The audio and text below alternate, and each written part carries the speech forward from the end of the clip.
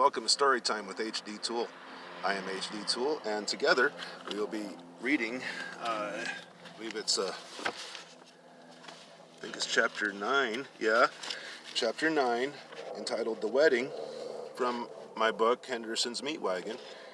But before I do that, I'd like to give a little recap of what's been going on so far, so you're all caught up and everything.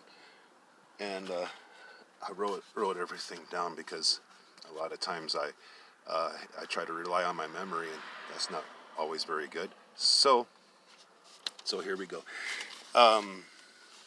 So Leonard, obviously, in the beginning, Leonard faced trial in heaven for crimes that he committed on earth and towards God. We also have to remember Chris had sex with his special ed teacher, got her pregnant. Tabitha made Leonard wear a dress to school. Leonard got heckled, by other students, called a fag, queer, princess, whatever else. In woodshop, Leonard accidentally, on purpose, pushes Daniel Lawson into a bandsaw, which causes him to lose his hand.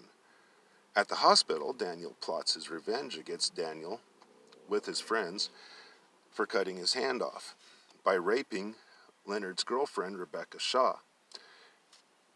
Daniel's plan backfires when Leonard comes into the plant where Daniel and his friends were in the process of raping Rebecca and kills Daniel and his friends. Then Chris and Leonard both skin and gut out Daniel and his friends. Rebecca saw the whole thing, and she was petrified. She was freaked out. So she asked Leonard to marry her out of fear, to save her own life. And that's pretty much where we're at right now. Now, if you like what I'm reading to you, click like and subscribe. Also, remember I got 3 other books available on Amazon, so check those out as well. Now,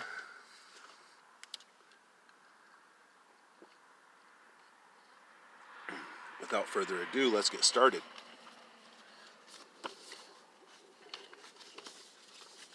So, Chapter 9, The Wedding, page 95. Tension was building in the Hendersons' household, as everybody was getting very excited about the big day.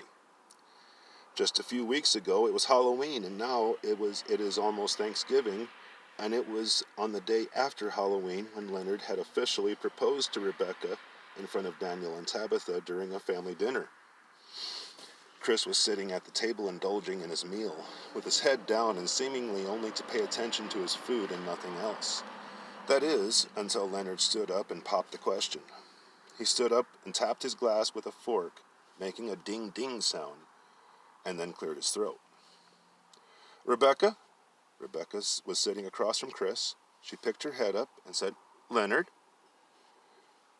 Leonard produced a small jewelry box from his pocket, and then he got down on one knee in front of her and offering her the open jewelry box, revealing a gold ring with a beautiful diamond, saying, "Rebecca, will you marry me?"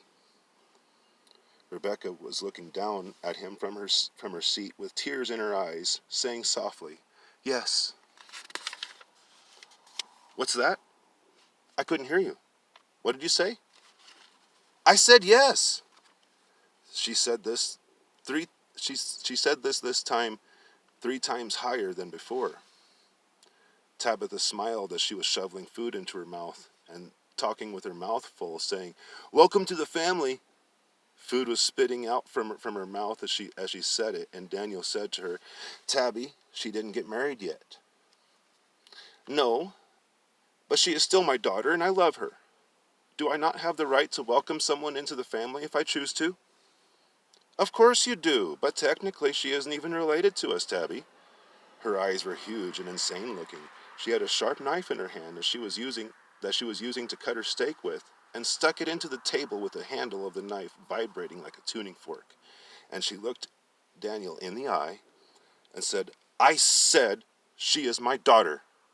Don't argue with me." "Yes, ma'am." She turned to him, and her insane look began to look more normal as she said, "That's better." Then she sat down and began to eat again.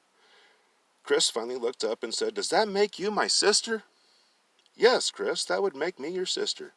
"Yay! Now Lenny don't need to wear a dress anymore because there's a girl in the family now, finally." "When do you want to do this?" Daniel asked, hoping that they would ask him to marry them. "I was hoping to do it around Thanksgiving, and I was wondering if you could marry us, if that is okay with you, that is." He was looking at Rebecca when Leonard said the last thing and said, "That would be great. I'm looking forward to it. Sure, I'll marry you, but what about school? What about it? Are you going to finish?" "Why wouldn't I?" "Just wondering." "Haven't planned not to." "Okay."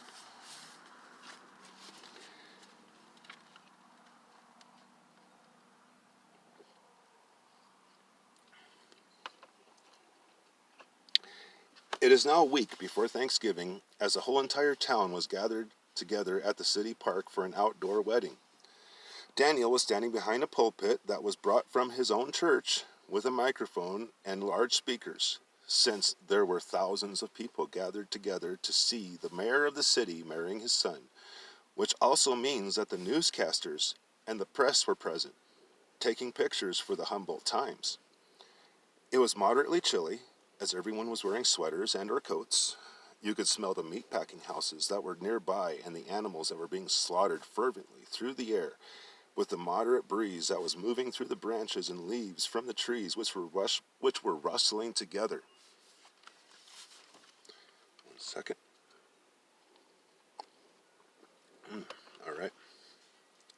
The people of the city were conversing with each other, and the sound of several conversations were going on at once. Was a prominent noise that they were as they were finding their seats among the seemingly thousands of folding chairs that were facing the pulpit, which is facing the main event, Leonard and Rebecca's wedding. Old Smoky was there. He wouldn't miss this for the world. Old Smoky was standing there in the back of the crowd with a cigar-sized blunt in his mouth and puffing on it like a Cuban cigar, as the sound of chimes would resonate from his body softly, waiting and watching for the main event of the evening, as everyone else was as well. "People of Humboldt, thank you for coming to witness the event of my son, Leonard Henderson, and his girlfriend, Rebecca Shaw, to be joined together as husband and wife," Daniel said to start off the wedding ceremony, which will be taking place in just a few moments. "After the ceremony, all of you are invited to join us for the reception, which will be catered by Munche's Munchies. If you look over to your right, you will see that they are preparing tables as we speak." There was a local band playing the wedding march song, as Leonard was standing there in front of the pulpit with a tuxedo on, waiting with a touch of anxiety for Rebecca to come down the aisle.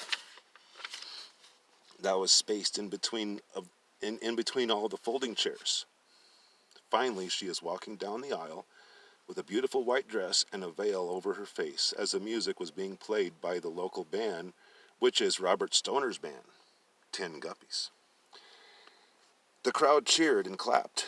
Then Daniel straightened up his glasses and opened up his Bible. He was scanning his notes and turning to the page in the Bible that he needed to be, and began to preach his sermon about Adam and Eve. In the sermon, he pointed out that Eve craved power, which was why she wanted to take the forbidden fruit. He also pointed out that was the temptation in which Eve had to endure. Therefore, it makes the woman vulnerable to attack, and that is where Leonard comes in as a spiritual leader, because the woman is weak. "You have a lot of responsibility right now, son," he said as he looked directly at Leonard. "As you do too, Dad." "Indeed." Then he turned his attention back to the people sitting in the folding chairs and said, "The woman is always going to try to be above you. It is the struggle that started from Adam and Eve. But the man has to hold his ground. He has to be better than the woman. That is the way it was designed. God to man, man to woman." Now he turned his attention to the young couple in front of him, and asked Rebecca to recite the vows that she had written herself, in which she pulled out the paper that she wrote her vows on, and said, I, Rebecca Shaw, promise to be faithful, to stick by you, and no matter what the situation, and I promise to share all that there is to come, and I will be one with you until death parts us. Then he turned to Leonard and said, Now you, son. I, Leonard Henderson, promise to love you and to care for you. I promise to stand by you and to protect you. I promise to be faithful to you and to share all that there is, and I promise to be one with you until the end. You may exchange the rings. They both put each other's rings on, each other's fingers, and then he said, You may now kiss the bride. Leonard reached in and kissed her passionately, and the crowd of people cheered and clapped. The Humboldt City Park was full of guests from everywhere coming to see Leonard get married to a simple farm girl named Rebecca Shaw. Equipment was being set up and chairs were being set. Bob Stoner's band, the Tin Guppies, is the entertainment for the wedding guests tonight, and Larry Moonshay's restaurant, Moonshay's Munchies, is catering the wedding. Guests began to come in by the bunches. People were mingling and conversing with each other as they were finding their seats in the sea of folding chairs and wandering people that were facing the podium. Behind the podium was a semi-large stage as the Tin Guppies were setting up for tonight's performance. Excuse me. Old Smoky had come with his own guests, with gray death on their faces and blank eyes that stared forward into the deep void of nothingness. They had chains that wrapped around their waists like belts, and on their chains was a scabbard full of knives on one side, and 2 or 3 stills were hanging on the other side. They were wearing white aprons stained with blood as they were sitting in the empty folding chairs that Old Smoky had personally set up for them. They were the victims who had died by the Hendersons' hands, or at least because of the Hendersons. They were waiting for the orders that were to be given by Leonard Henderson when the time is right. Among these surprise guests were Daniel Lawson and his 3 friends, as well as the men who were Daniel's running mates for the mayor. There was the new guy that got gored by a bull that was being killed and butchered. There was Matthew Henderson, Daniel Henderson's father, of whom was one of Daniel's first. He had asked Daniel to come to Humboldt to help him run the business. Daniel had grown impatient for his inheritance and had killed him. Most recent is the 3 teenagers who had trashed Daniel's front yard with toilet paper and rotten eggs. The 3 were sitting in the folding chairs that were set out for them by Old Smoky, with their Halloween masks still strapped on their faces, with an elastic band around their heads. One had a vampire mask, another had a werewolf mask, and the third had a Spider-Man mask on.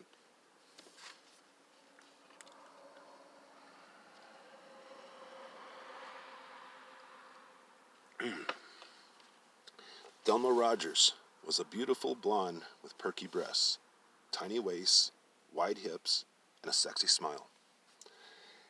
She picked up the Spider-Man mask and slipped the elastic band around her head. Rick Manford put on the plastic vampire mask, and Donald Peterson put on the werewolf mask. They were parked directly in front of the Hendersons' house.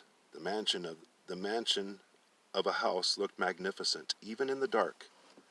Thelma had 2 rolls of toilet paper in her hands, and then she lifted her eyes at the magnificent mansion in front of her. You guys ready? You betcha.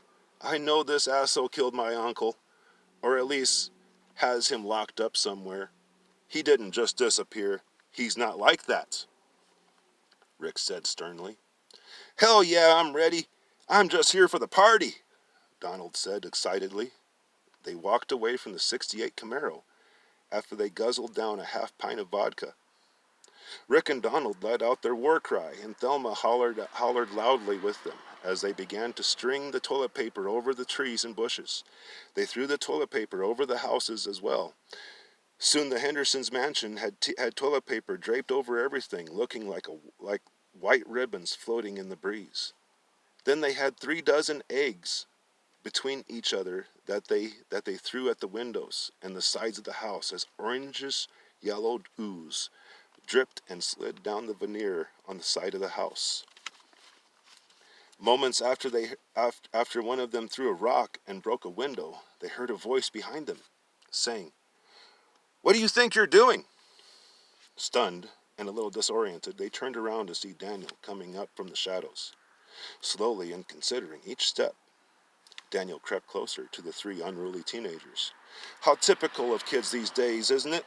Daniel was saying as he was moving in closer to them, and continued with, "They have no guidance. They run amok, causing mischief, chaos, and disorder." He continues to walk closer to them with a meat cleaver hanging by his side, dripping with blood from the last meat carcass that was cut up in the grocery store, while his white apron was flapping in the gentle breeze. When he heard the commotion coming from his home so late at night, he went through and then around the plant to sneak up on his unsuspected guests. "I am the mayor in this town," he was belting his words, saying, "and you little brats think you can just come around here and mess with the mayor of this town? Well, mess around, soon you won't be around. Come on, let's get out of here," Thelma shouted as Daniel clamped his steel grip around her shoulder. With one hand, he buried his meat cleaver into Donald's back.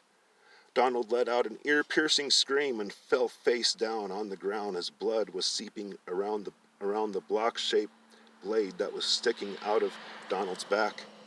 Then he grabbed Rick's shoulder after he let go of the cleaver that is stuck in Donald's back and says, "Nope, you ain't going nowhere." Then he called out in a loud voice, "Hey, Chris, Lenny, get your asses over here and help me clean up this mess, will ya?" Both Chris and Lenny came out of the shadows as he pointed to Donald, who was still lying face down and unable to move, but still alive and screaming from the pain in his back. Daniel said, take him over to the miscellaneous section and cut him up. I'll be there shortly." "Okay, Dad." Daniel shoved Rick into Leonard's chest and said, "Here you go. You get this one. Now follow me." The 3 of them went into the open door that Daniel had opened just previous to the chaotic sounds from earlier, and they went up the staircase. Thelma was biting and scratching Daniel, trying to get away. But the harder she tried, the harder Daniel squeezed, making it impossible for her to get away. "Calm down now, Missy. It'll be over with shortly." "You crazy old fuck. I think we got us a little firecracker here. Woohoo!" Rick managed to kick Leonard in the shin, causing him to yelp and let go. "Get him, Lenny. Don't let him get away." They were halfway up the stairs, and Lenny grabbed the first thing he could find, which was the cleaver, which was buried in Donald's back. So he lunged forward and almost falling down the stairs, tripping and falling on top of Rick as they were sliding down the staircase, struggling and fighting each other as Rick struck Leonard hard in the face. It stunned him momentarily, but he regained his composure and got control of the situation, and thwack! The meat cleaver is now buried deep in the back of Rick's head, killing Rick instantly. "You bastards!" Thelma shouted. "Calm down now, Missy. You'll get your turn too." Leonard is now dragging Rick's dead body up the staircase, one step at a time, until he finally got to the top and got into the inside of the plant. Now they are inside the plant. After closing the door behind them, Leonard and Chris were dragging the dead bodies with them to the miscellaneous section of the kill floor, which was just around the corner from where they were when they came in through the door. Daniel was restraining Thelma as she was fighting hard to get away, but it was no use. Thelma began to weep, and the tears were hot and wet under her plastic Spider-Man mask on her face. She watched as Donald's head was bobbing up and down as he was being drugged mercilessly.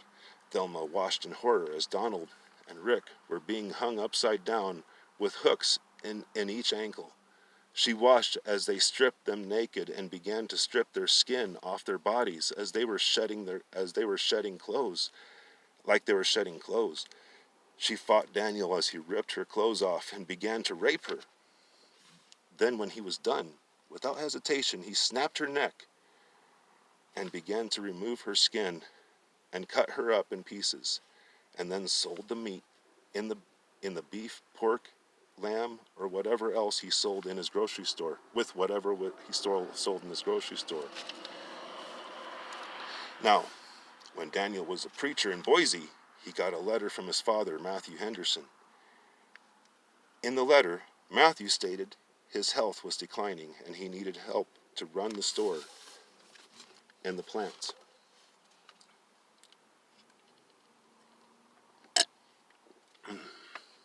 And since Daniel being run out of town anyway, he jumped on it and moved his family out of Humboldt, where he started his own church. Out to Humboldt, where he started, as Old Smoky had suggested him to do, moments after Daniel signed a contract with him stating that Daniel would be filthy rich just as long as he agrees to be Old Smoky's eternal servant. Daniel's love for success and money was much greater than his love for his father. If there was anything that deserved Daniel's love and devotion, it was not God, and it was not his father. No, if there was anything that at all deserved Daniel's full attention, it was money and power. Don't get me wrong, he claimed to love God, but he only loved what the idea of God and what his religious cult can do for him to provide him power and control, which is the only thing that he loved as much as money and is power and control. The only difference between Daniel and his son is that Leonard loved power and control more so than and not equal to. Daniel and Tabitha moved into the mansion on the corner street in Humboldt, connecting to a grocery store, which also connects to a processing plant. Matthew greeted them both with a smile and told them to make themselves at home, which they did. They moved all their belongings in the mansion, with Tabby being pregnant with Chris, and it was in the early 50s when they moved in. Matthew didn't lie when he said that his health was bad, but he did exaggerate a little bit about his ability to maintain his business. The truth is that he just wanted to be next to his son again. In the beginning, everything was great. Matthew had never been happier, and his business seemed to be booming. Daniel, Tabitha, and Chris all lived in harmony with Matthew for about 3 or 4 years, about when she was pregnant with Leonard. Daniel got greedy and impatient for his inheritance. Matthew was leaving his entire estate to Daniel for whenever he dies, and Daniel is beginning to think that this old man is never going to die. Every day he would think of ways in which he would go about killing his father. He didn't want Matthew to suffer, so you could say that he had some apathy for the old man, but love he did not. Then Tabitha adored Matthew, and Chris had always wanted to spend time with his grandfather, so he had to make it look accidental. Then one day Matthew got out his rifle and wanted to go hunting with his boy. How lucky can a person get? "Let's go hunting, son." Daniel, with his eyes bright and cheery, said, "Sounds great, let's go." Then he got his rifle and they both took off in their 45 Ford pickup, and they drove down a dirt road and found a grove of trees. They parked the truck and got out, both carrying their rifles.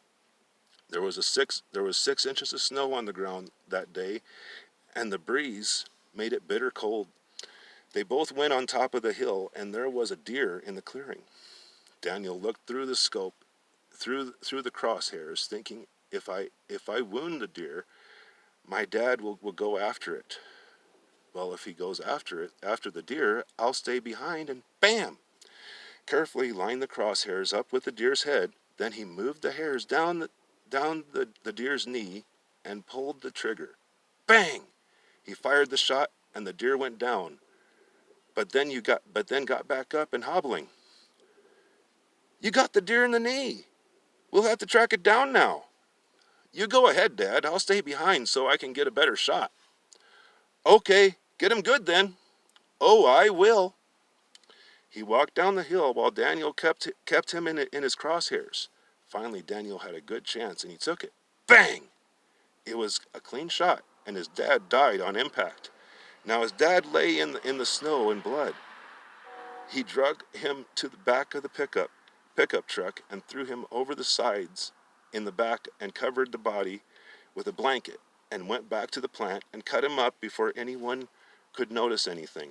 Then he told his family that they got separated in the hunt and he got lost. Now he is a guest at Leonard's wedding, and he and the others are waiting for their orders. So that is where I'm going to stop right now. And that's page 104 of chapter 9. And so we'll start on 104 next time. And like I said, if you like what I read, click like and subscribe. Also, I got 3 other books available on Amazon, so check them out too. And thanks for watching, and have a good day.